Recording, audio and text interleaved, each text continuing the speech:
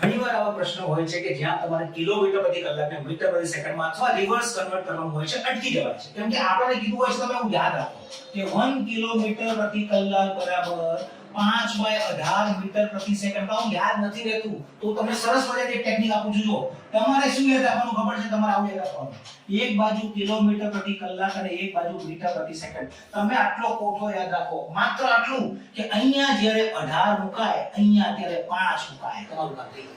18 kilometre પ્રતિ કલાક હોય તો 5 મીટર પ્રતિ સેકન્ડ હોય તો ફાયદો શું? અહીં શું પૂછ્યું છે? 36. 36 કેટલા? તો કે 18 ના બમણા 36, બે ગણા તો આના બે ગણા એટલે 10. તો 36 કિલોમીટર પ્રતિ સેકન્ડ, કિલોમીટર પ્રતિ કલાક બરાબર 10 મીટર પ્રતિ સેકન્ડ. આ તમારો જવાબ. બીજો પ્રશ્ન તમને આપું છું, કમેન્ટ બોક્સમાં અને કમેન્ટ આપજો. 20 મીટર પ્રતિ સેકન્ડ એટલે કેટલા કિલોમીટર પ્રતિ કલાક? અને ખાખીના યોદ્ધાઓ માટે 28 તારીખે જ્ઞાનલયનો બર્થડે છે, આવી રહ્યું છે ખાખી અસ્ત્ર. ભૂલતા નહીં, જ્ઞાનલય YouTube ચેનલમાં 8 વાગે 28 તારીખે આવી જજો. જય હિન્દ.